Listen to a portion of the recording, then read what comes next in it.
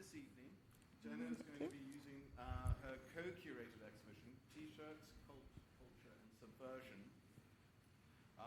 It's based on a collection from the Civic in Barnsley, and it's now on display at the Fashion and Textile Museum here in London. I hope you've seen it or are about to go and see it. And tonight she's going to explore her curatorial ideas, processes, and interventions around telling the stories of T-shirts. Thanks very much, Great. Jenna. Thank you very much, Ben. That was brilliant. Are we waiting? Oh, is there a disembodied voice coming? No. Hello and welcome to the Rootstein Hopkins space at London College of Fashion. Can I remind you to please keep all the exits and stairways clear and turn off your mobile phone. Toilets can be found in the corridor to the right of this room. We are not expecting a fire alarm test tonight, so if you do hear an alarm, please make your way to the nearest exit and down the main stairs.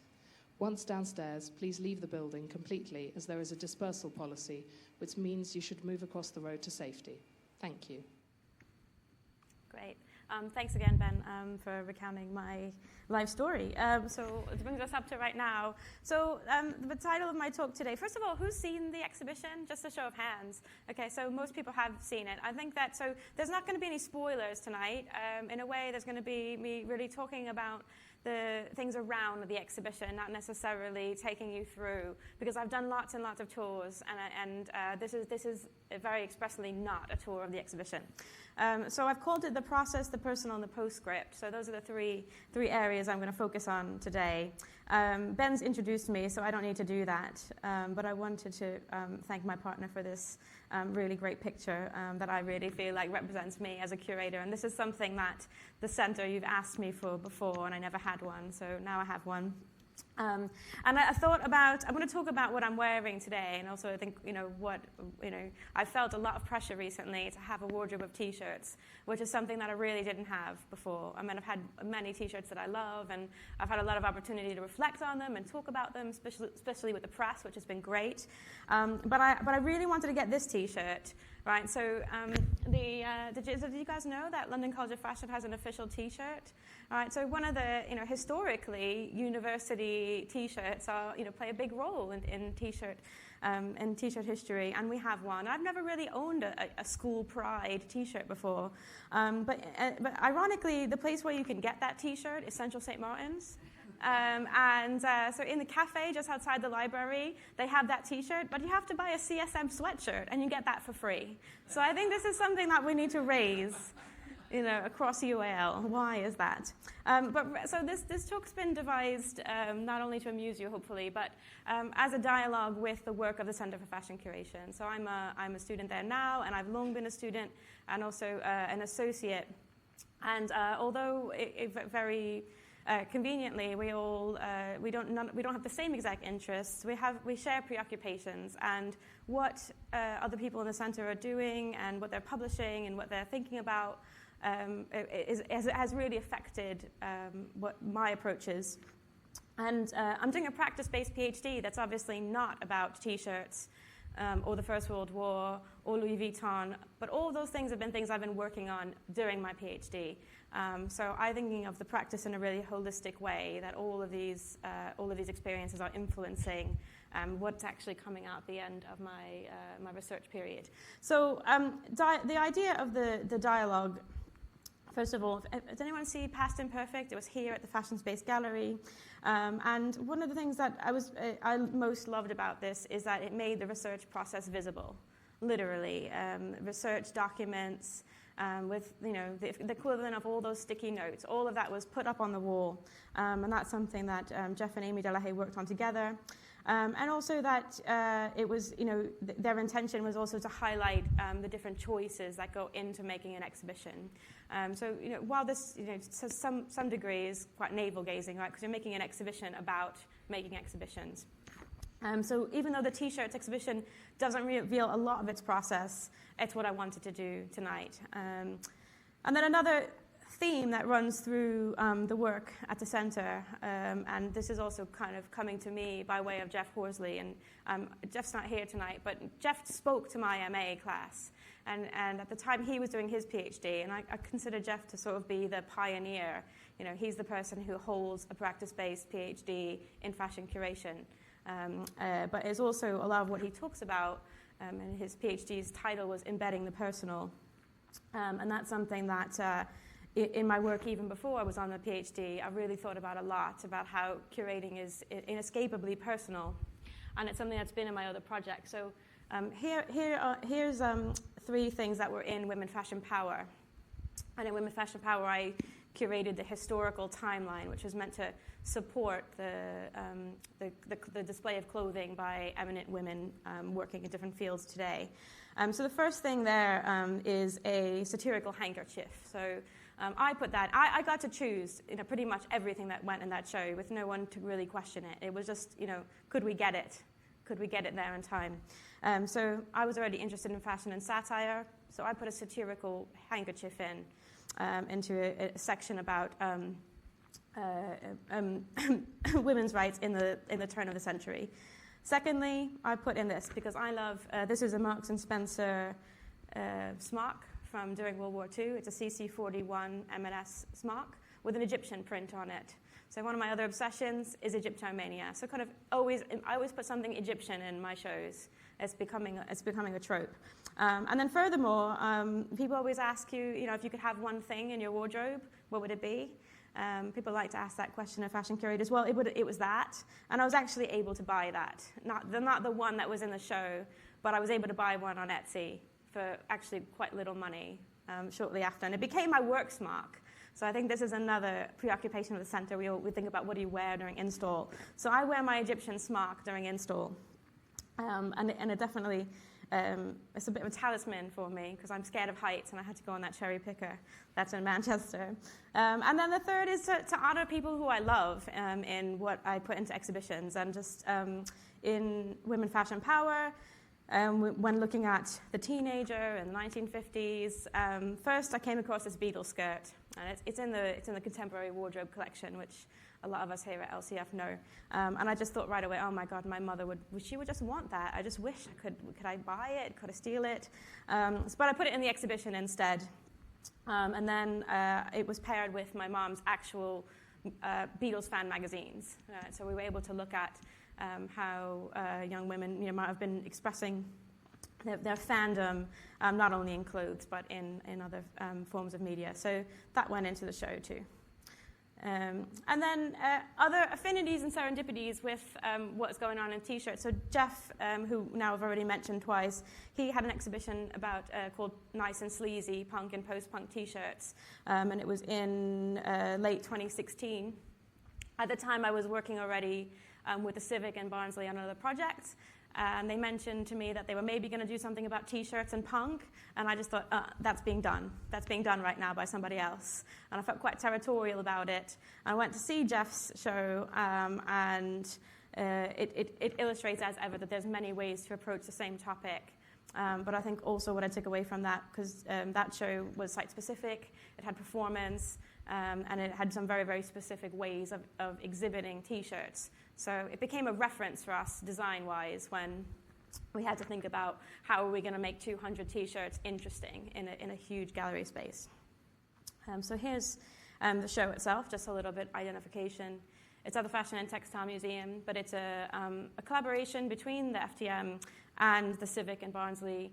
It's going to travel there in July this year. And it's not the first time that they've collaborated, so they have worked on the Chanel to Westwood knitwear show, also migrated between both venues. So back to my three aspects today. And again, this is a talk back to Judith Clark, who described the Cecil Beaton exhibition in terms of 28 aspects.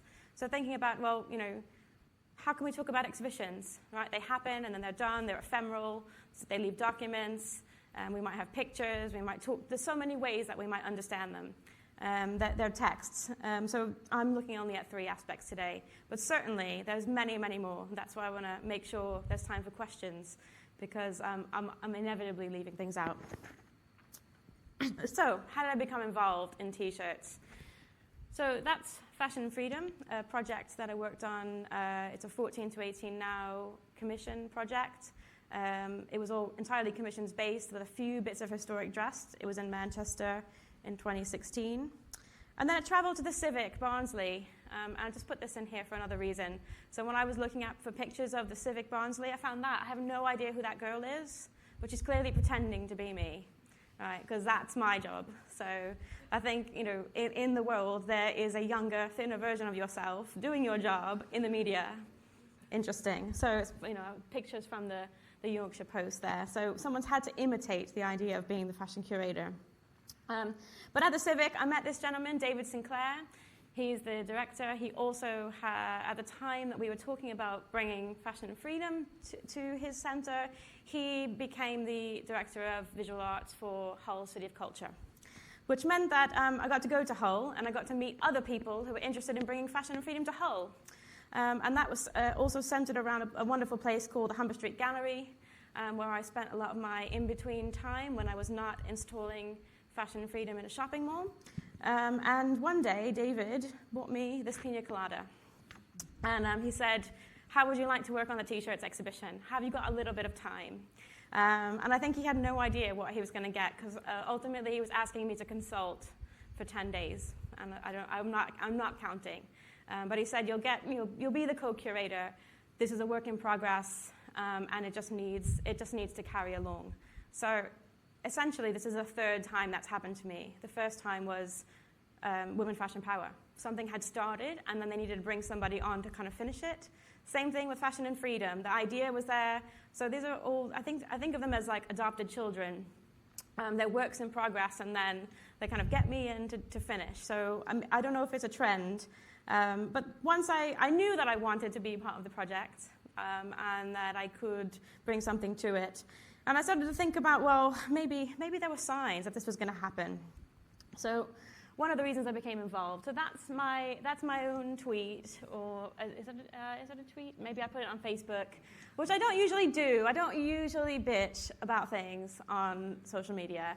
But I think on this day I was quite annoyed. Everyone who goes to LCF knows about the fire alarm and how sensitive it is, and you're not really sure if it's 2:30 on a Tuesday when the alarm test happens, or if we're going to be out on the street for a few hours. And it's dangerous because that invites impulsive shopping, all sorts of bad things. So, but at least on this day, I got to be really annoyed. And I got to be so annoyed by H&M that I went in and took pictures of things that annoyed me. So the Girl Power T-shirt. It would have been March 2017. And then but it allowed me to look back into something that I think is really funny. So, which are starter packs. It's a type of meme. Sometimes they're quite mean-spirited, but I have no idea what it means, but the logo is cute starter pack. So obviously, other people are thinking about how we can very mindlessly and in a quite shallow way, wear slogan T-shirts or band T-shirts when we have really no connection to what they actually mean. But when I got to work on T-shirts, because people have asked me a lot about this, students have asked me and journalists have asked me, what do you think about all these slogan T-shirts in mass fashion? I say I want to be cynical about them. Because I want to be cynical about fast fashion and mass fashion in general. But then if I think nostalgically back to my own youth and to times when I wore T-shirts because they were cool, or because I wanted to be like everyone else, but they were actually ways in for me to think more deeply about things. I was a kid wearing a peace symbol T-shirt in the 1980s, and I'm sure lots of people my parents' age thought that was hysterical. Like, why is this 11-year-old wearing tie-dye and thinking that she's, protesting the war? It's late 1980s. And I had this T-shirt in the 90s, so we're going to go back to the 90s a few times tonight. And it was an Esprit T-shirt. I remember it was $5. It was on a sale rack. And that was a fancy brand. And it was Esprit, and it said, "Live your values." And I bought it because it was Esprit, and it was on sale, and I was, 14. And then somebody challenged me and said, what the hell does live your values mean? And I just thought, oh, right, here it is embodying the fact that I'm not even embodying what my T-shirt says. But it became, and I made a list of my values. It really did inspire deep thinking. So I don't know. I don't actually know that many teenage girls, but I found out through this process that somebody is doing a project, a BA student in Newcastle, where they're interviewing young women who have bought a feminist T-shirt on the high street in the past year, and she's doing case studies about that. So it was good to find out this research being done by someone else. And then I thought about premonition. So I went to House Style just like a week before I was given that pineapple. And I think one of my favorite things in it was the tuxedo T-shirt. And subsequently, we put one into the T-shirts exhibition. So there were these reminders of things that might be. But going even further back, during my MA, which was about the fashion cartoons in the New Yorker, my exhibition proposal included a section specifically about the T-shirt. And about the I Love New York More Than Ever T-shirt, which is very close to my personal narrative, because I'm from New York City, and I never worn an I Love New York T-shirt in my life until after 9/11, when that T-shirt reissue came out. And the original I Love New York T-shirt came out within like a month of my birth, so I thought this was also really, really biographical in a way. So this might have been an earlier premonition.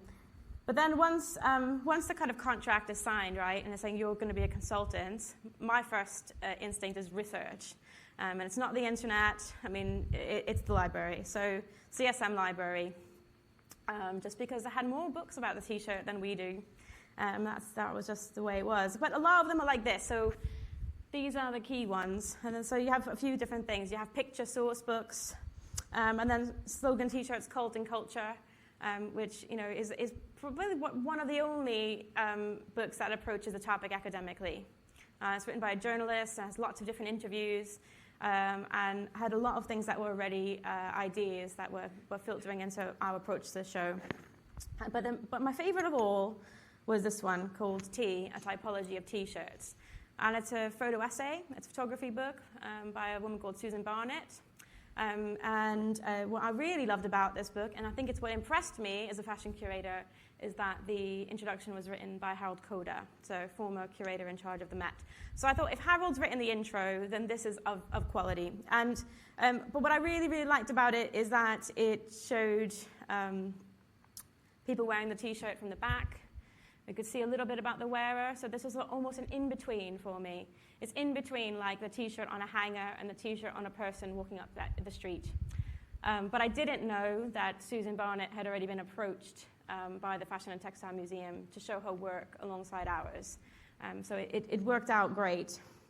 And I got to meet Susan, and her personal story and her personal engagement with T-shirts was so vivid. And she had made anti-war T-shirts during the Vietnam War era.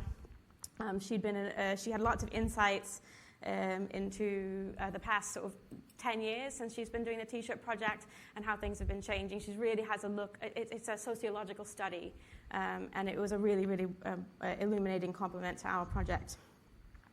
So after I did research, what next, right?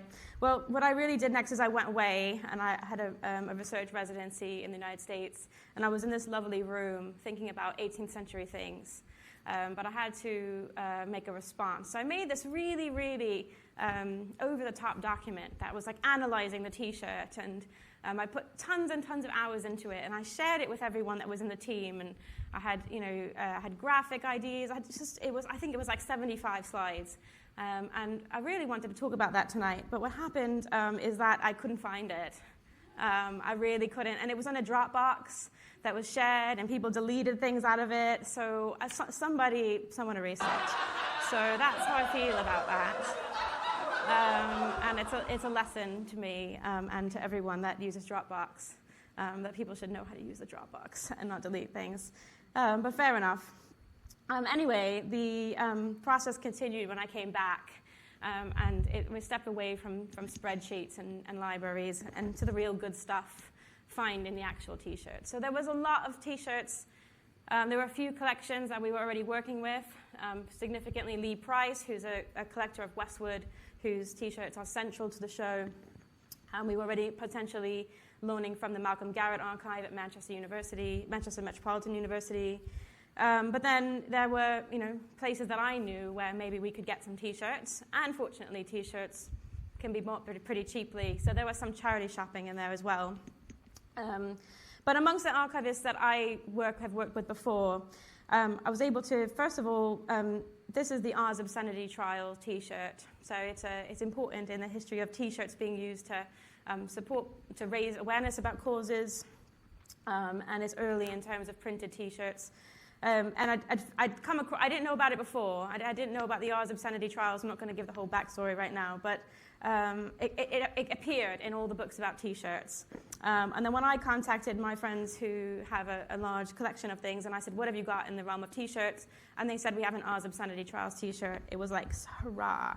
So there we go, we got it. And we had the T-shirt and the album that was produced by John and Yoko to support this cause. And then when I went to visit the Contemporary Wardrobe Collection, I kind of get to pull a rail, just loads of stuff, and what might we have? And it's when I started to think, well, maybe we could have certain T-shirts stand in for other T-shirts that don't exist. And it's a legend that the first printed film T-shirt was for The Wizard of Oz. Nobody's ever really seen one. I mean, it's crazy when all the books tell you that this was the first T-shirt and no one has a picture of one. Right, and then it was possibly because in the film The Wizard of Oz, the people who work in the Emerald City are wearing a T-shirt that says Oz.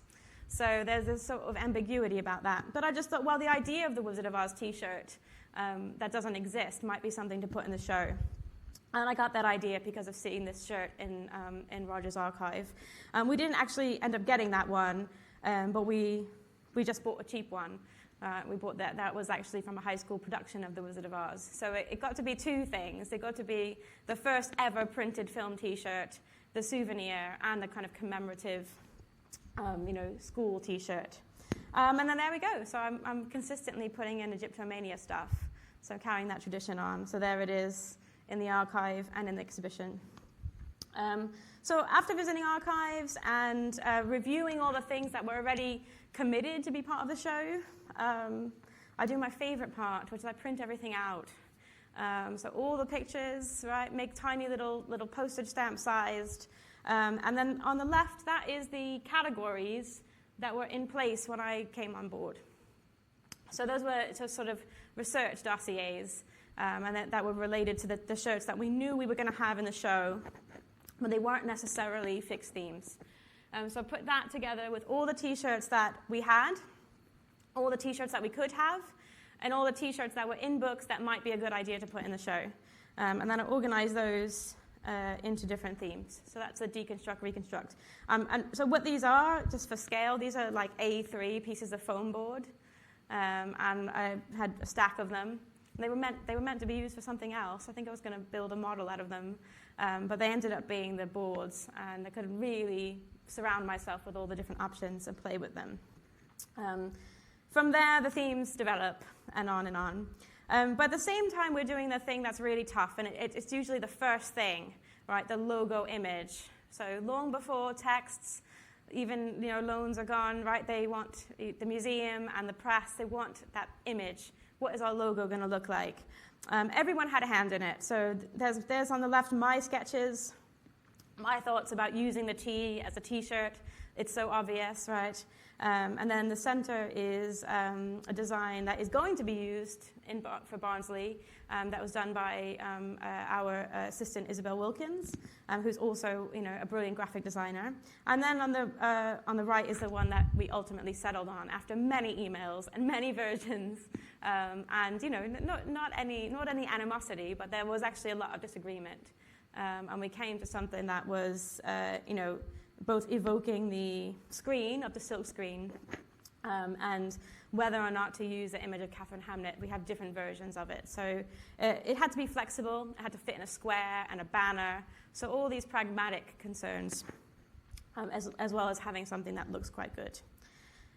So actually, in a way, in this earlier version, you see how I was starting to go towards that. So these are from a curatorial overview that I made after playing with my cut-up pieces of paper.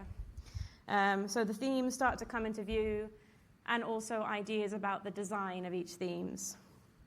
So I've put here some that are, also some things that didn't end up in the show. So there's an evolution there about, the Lee Price archive and using the Westwood squiggle paper and making it look a bit like how how the stores look, but also how the collector himself keeps these things at home. And then another design inspiration for the unisex section was the idea of a gender-neutral toilet or a gender-neutral space in a bar or club. In the kind of area of things that could have been but weren't, was a section about memento mori and kind of images that appear in music T-shirts, but also in fashion T-shirts, the skull, and then obviously connecting that to McQueen. And we were also connecting fashion and art, which happens in our themes anyway. So, and this is where it's a collective process. So I tell my research assistants, we want T-shirts that connect all these things. And they came back to me with this picture, which everyone knows, this picture of McQueen with Damien Hirst's skull, right? It's a Tim Walker picture. It was in Vogue. And there it is on a T-shirt. And now this is what's scary about the internet, because there it is on someone's Pinterest. Does the T-shirt even exist? Who made it? But I took it for granted that it was a T-shirt that was out there. And also that they presumed, when they said, oh, here's the McQueen T-shirt with the Damien Hirst skull on it.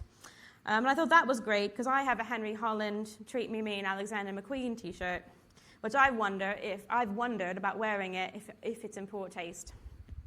So I thought these things, were making the beginning of a section. And our exhibition designer had even come up with a great idea for everything in the whole show being vertical, except the memento mori, and that we might explore morbid imagery in T-shirts in a section where everything's laid down like a tomb. And I like that very much. But then we found out from McQueen that neither of those T-shirts are official, and that despite the photograph having been taken, these were things that actually the McQueen company are trying to eradicate from existence, and they might not actually exist. And they told us that if we found anybody selling them or offering them, to please let them know. So, again, it was one you can never know. But anyway, I did wear my Treat Me Mean Alexander McQueen T-shirt during install, and I do think it's funny and in poor taste. And we put another McQueen show in the exhibition, and it got to show flocking, and it got to show a kind of designer technique and an all-over, and also be an example of fashion menswear in a T-shirt. So another part of the process, and possibly the most fun part, was Facebook and crowdsourcing. So people who know me might have seen has anyone got a T-shirt? And what kind of sustainable brands do you know? Has anyone got a David Bowie shirt? So successively, I got some responses to this, and some things did end up in the show, and some things ended up informing the show. So for example, I had someone tell me that they have a Vivienne Westwood sex shirt, and they wore it on the tube. They were approached by a guy. I'm not going to read out her words. And that, the guy gave her a flyer, an invitation to a sex party with a phone number on it. She called, and they are partners now. So, the Westwood sex T-shirt, was significant in somebody's life story. And then beyond that, so another friend of mine who told me about. I was considering at this time having a section of the exhibition just about children's T-shirts.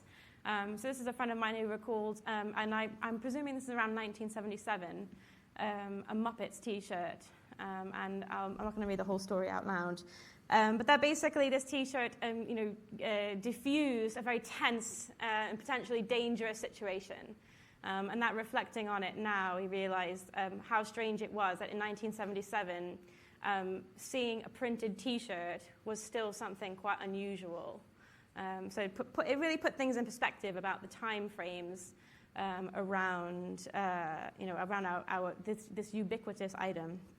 And then another close friend of mine who I worked with for many years, who's was a designer and also a sound artist, and worked in a shop with me, also really dedicated to HIV prevention and awareness, told me about how he moved to France, and I hadn't seen him in a long time, and he came back saying that he had designed this T-shirt in his work with the Sisters of Perpetual Indulgence in Bordeaux, and that for him it was also kind of a tribute to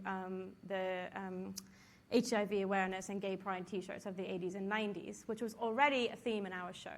So it was a way for us also to say that, even though this was an archive of t-shirts from mainly the 80s, this issue wasn't done, and this isn't dead, and this is something that people are still concerned about, and it's still ongoing. And then there was a kind of aspect of match game. So the band section, it's tough, because music t-shirts could be their own exhibition. And it's like, it's really personal. Everyone's got a favorite. Everyone's going to be offended if you don't have, such and such band or such and such musical genre. There's just so many places to go wrong. We were aiming for some of the milestones. So who were the bands that had t-shirts in the earliest? How could we have different musical styles? Which ones linked politics, fashion, and also things recurring. In here, there's a couple that then I sourced from people very close to me. And the first is my husband's Jane's Addiction shirt. And this is back to the 90s. Actually, it's part 2 probably by now. This shirt's been part of my husband's wardrobe and personal archive for a really long time. The copyright on the shirt is 1989, and that's when the album came out. We presume he might have bought it between 89 and 92. But when I met him in 1995, this was already a quite treasured T-shirt. It lives in an archive box. It doesn't come out. We treat it like a museum object. But around this time I started a T-shirts exhibition, I rewatched the film Clueless, because I'm teaching students and they were clueless about Clueless. So I said, you've got to watch Clueless. And then there's this scene. Now can all conversations please come to a halt? And look what he's wearing. So Clueless is from 1995. So that T-shirt was already part of the wardrobe of the grunge boy. And as we found out, I was super thankful that my husband had this T-shirt when I found out that if we wanted to buy one, it would be £367. So, as we'd always said, it was an archive piece. It's truly a super rare Jane's Addiction T-shirt. And I would never have found that out if I didn't already have one. So thank you for that. And then there's moving again to people close to me. So the Grateful Dead were the first band to ever license their merchandise. And early Grateful Dead T-shirts are extremely expensive, hard to get. But my art teacher, we're back to the 90s, when I was looking like that, that's me in the Pink Floyd T-shirt. And that's my family on the way to Woodstock 94. So there's a lot going on in that. There's a Lollapalooza shirt. There's a Grateful Dead shirt. There's tie-dye. There's the van with my dad. I mean, that's completely a slice of life. And by the time I was going to art classes, and this guy on the left, Tony Rionegro, was my teacher. He was also an illustrator for the Grateful Dead. I hadn't been in touch with him for, honestly, 20 years. But social media is funny that way. And I was able to reach out to him, catch up with him over Christmas, and also borrow some Grateful Dead T-shirts that he designed in the late 80s. And then speaking of kind of your family and roots, there was the Wu-Tang Clan, who are from Staten Island, which is where I'm from. And the Wu-Tang shirt kind of recurred as a graphic. And also, I'd noticed that there'd been a lot of reissue of Wu-Tang shirts. And we also had this section of covers. So we were using experimental Jet Set's John Paul and George Ringo shirt as a way to look at the idea of the band T-shirt cover. So the Wu-Tang shirt of my brother's went in, but there's even other versions, which I discovered only when doing this presentation, that the Wu-Tang / Joy Division mashup T-shirt is out there, and it's pretty funny, and it also says Staten Island, New York. So the idea of really reflecting upon your own personal connections with a T-shirt it came through and through. So while working on this, and my parents live in New York, my mom started scanning and posting family pictures of us in different T-shirts. And it came out that, the family trip to a fun park each year was definitely when we were sporting our best T-shirts. So I didn't have my brother in the Wu-Tang shirt, but there's my brother in the pram. And then my family, I think, around 1984. And then on the right, me in an REM T-shirt, right when Out of Time came out. And I've also found that T-shirt's really, really hard to get and expensive. And a colleague of mine abroad said, "I really hope you still have that." And she's from Georgia, and I don't have it. But another family T-shirt that made its way into the show was my mum's Red Nose Day Beatles shirt. And I bought that for her, and then she wore it when she first ever came to England in 2010. But I'd worn a Beatles T-shirt myself, and there I am with my dad and brother and Harry Nielsen wearing a Beatles T-shirt in sort of, I guess, again, 1993 or so. We got to put a lot of personal things in the show, and it's quite satisfying. And they're things that I probably will remember about the project long after I remember things like what happened on opening night. Catherine Hamnett came and opened the show for us. We knew that she was going to, cut the ribbon, but she did a lot more than that. She came and she gave a really moving speech.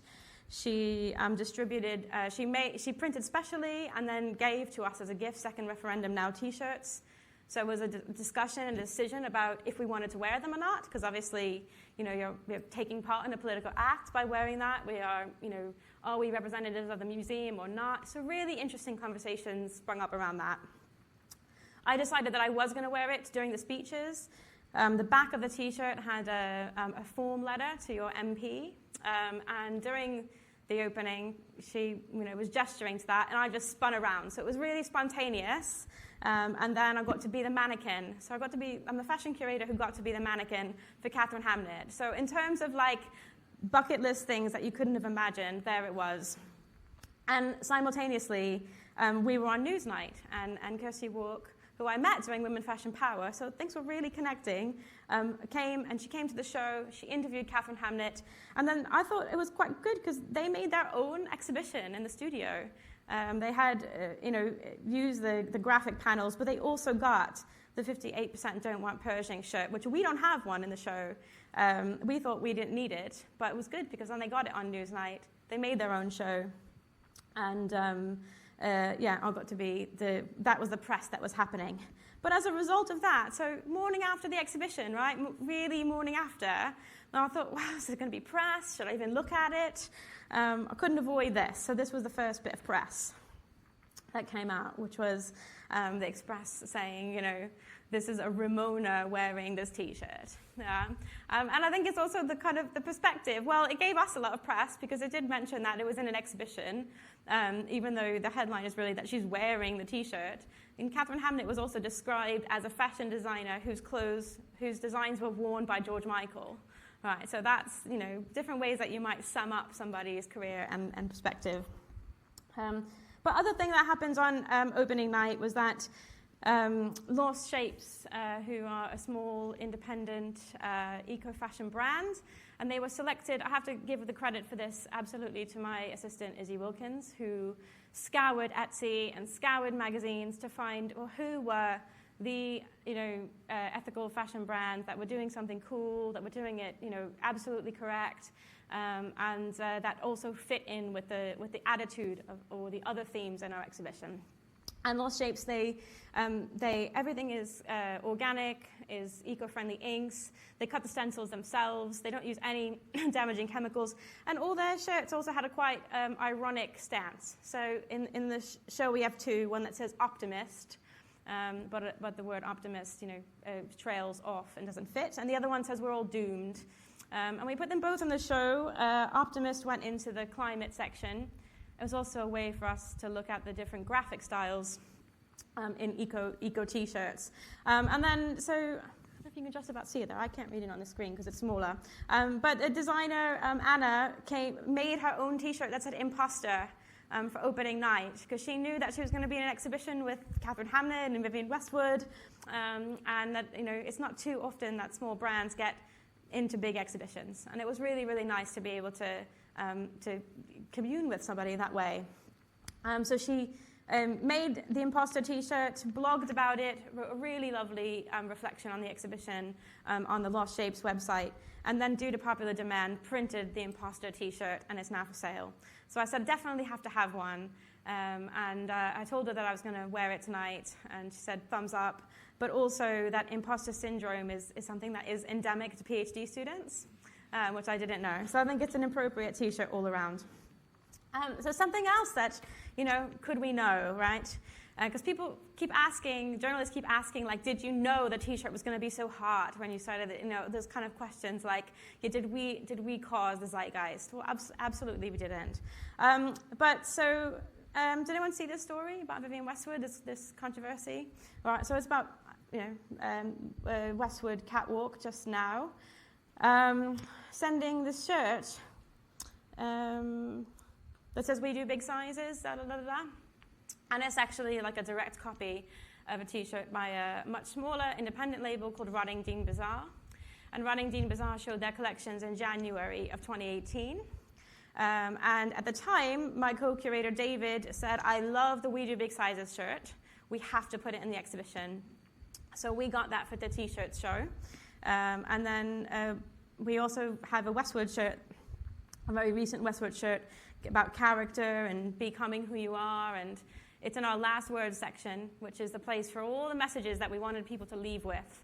So we sort of have Westwood, become who you are, and character as your bag of tools. And then something that's very illustrative of not having very good character, which is, copying somebody's work without asking. But at the same time, the dialogue around appropriation and, reuse of imagery and words and slogans and who do they belong to, what's everything that our show was about. So I think we can't answer, but I think somehow we put, apologies were issued, somehow we put them together anyway. They were already together. And I don't know what the fate of the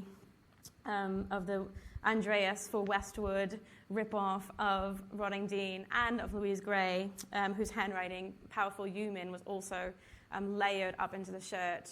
I don't know. Interestingly, it's kind of gone silent. So the apology happened, and then it was covered in the fashion press, but there hasn't really been anything carried on. So we don't know if the shirt's being produced.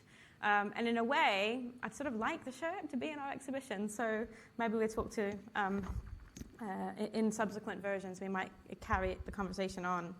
And then something else I'm very happy about is that apparently the exhibition might have inspired a fashion cartoon. And since I'm interested in fashion satire, I was really pleased for someone to send me this. That was in Private Eye, so within 10 days of the show. So, obviously it's a joke about Catherine Hamnett, but it's also a joke about T-shirts becoming iconic. And I also think that the way that is drawn looks very much like an exhibition to me, and very much like ours. So if my projects inspired satire, I'm very happy. And then lastly is a kind of mystery. So this was something that we did in haste, maybe the way Westwood did in haste, not ask permission. But we had this show that was part of the Malcolm Garrett archive at Manchester University. The archive is in process of being catalogued, and the objects that we had came with information, except this one. And they said, we don't know anything about it. And we said, well, we think that's fine. We'll put up on the label and say, we'll contextualize it where we want it. So we put it in the show in the fashion section, where we had parodies about fashion and logo parodies, and things that might be anti-fashion statements. So that's where it came. And then it was pointed out in an email that I really just got about 3 days ago that the principal of Newham College, which is in residence at the Fashion and Textile Museum, who I met at the opening night, and we talked about the show, and I would not have guessed him to be a New Wave fan. Definitely not. So my husband met him, right? Would you have thought he was a New Wave fan? Well, he knew that the fashion T-shirt was referring to this band. Yeah. I'm not gonna. You're gonna have to look up Love Shadow yourself, because I think I want to keep time for questions. So yeah, they were bands. Fashion with the zero, with the O with a slash through it, And they had 3 different incarnations. They started out in the late 1970s, and then they had various different versions of the group through the early 1990s. There's the lead singer looking great in a white T-shirt, so I thought that was tying things back up. But it's really just that the exhibition is changing, the exhibition is evolving, it's not done. And that maybe leaving that little door open where we said, we don't know what this is about. It's not about curators having the ultimate knowledge about everything. It's about us putting some things out there that are a question. So that takes me to probably the most important bit, which is all the people I have to thank in order to bring an exhibition like this to fruition. That's RAF. We don't have that in the exhibition. But I just wanted to thank people who are not here tonight, like my co-curators David and Dennis, everyone at the Fashion Textile Museum, everyone at the Civic, especially my assistants, and also especially the exhibition designer at the Fashion Textile Museum. And also I want to thank all the lenders, all the people who have given to the exhibition or given their knowledge, or sort of engage with my conversation around it in lots of different ways. And to all the Stella students who have interviewed me, emailed me, all of those things have been helpful, and they've helped me really think about the show and what went into it and what's come out on the other side. I also want to very, very, very much thank my family and my partner who have been supportive of the exhibition, not just with stuff, but with emotional support all the time. And that's really, really important. And there's definitely times when I nearly backed out of this project just because of too many things going on. But it's been incredibly rewarding, and I'm really, really glad I stuck with it. And then this is what else is going on. So in a way, sort of T-shirts, the drawer is slightly closing, and I'm focusing more on my PhD. So I'm a writer in residence at Strawberry Hill House, so could not be further away from T-shirts in some sense. Humor is the connection. But that's where that little green room in Horace Walpole's house is where I'll be every Sunday between now and sort of June, working on the texts and images for my project, and also be giving some talks at the London Transport Museum on fashion and feminism. So I might bring some of the thoughts about T-shirts into it, although they're very, very keen that I talk about the miniskirt and shoulder pads. There'll be some T-shirts in between. So that's it, guys. Thank you very, very much. I'm hoping there's questions. We have a bit of time, yeah. Yes, thank you very much, Jenna. Thanks, Ben. 2 things that came to my mind, Yeah. and you've very beautifully described the biography of an exhibition, and I think that's a really nice thought that we could talk about, and also obsession. Obsession. Obsession, Okay. how we so easily fall into obsessions when we're curating and pulling together projects like this. This is time now for Q&A. Does anyone have any questions? Please raise your hand, and we're more than happy to take questions. We have time. We don't need to leave the building quite yet. Okay, great.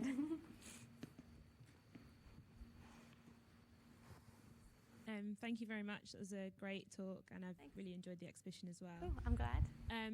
I just wanted to know, you spoke about how personal a lot of the things that are in the exhibition are to you. How do you kind of feel about things afterwards? Like you've completed the exhibition. How do you feel about it kind of now that you're working on something different? How do I feel about the exhibition or the objects in it? Or the personal, do you feel a real attachment to the exhibition, and you spoke about it moving on to another place? Are you going to go back and kind of reinvent it then as well, or you? So yeah, in this case, its physical shape is changing. The design will be the same, and it's pretty. There'll be some small changes, but I think there is a type of attachment to it that gets stronger each time. I've experienced that maybe more directly with Fashion and Freedom, that I've put up and taken down 5 times. So that things become very much like old friends. And the T-shirts exhibition actually is quite interesting because it will disperse, right? So things are kind of, right now they're physically joined and they're ideologically joined by what we've done, but they're all going back to separate places. So there's something poignant about that. Questions? Yes.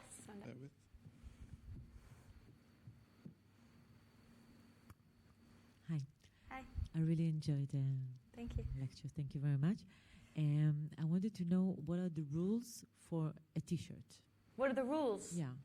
Do you mean like the rules Like for... the definition of a T-shirt. The It should be from cotton. It should have sleeves. It should be short, okay, long. yeah. So this is something I guess we also played with. So when we look at the T-shirt, we're looking at the T-shaped garment, right? So, the pattern of the T-shirt, again, in the exhibition, it really begins with a timeline that says, this garment shape is ancient, right? The tunic is ancient. In the show, we do have some T-shirts with long sleeves, and we do have some with cut-off sleeves. But pretty much we tried to keep it to the short-sleeved T, where that T shape is really visible. And again, when we've had sleeveless ones, I wanted to be very strict about this. But again, when you're curating something collectively, you sort of choose the battles. Like, we really wanted the Bieber T-shirts in the show because Bieber was important to the story in terms of mass marketing and pop culture and the technology of glitter printing on the T-shirts, but they were long sleeved. Were there short sleeve versions? There might have been, but we didn't have access to those. So there were those just sacrifices or decisions or compromises. But yeah, I would say we're probably 90% the classic T.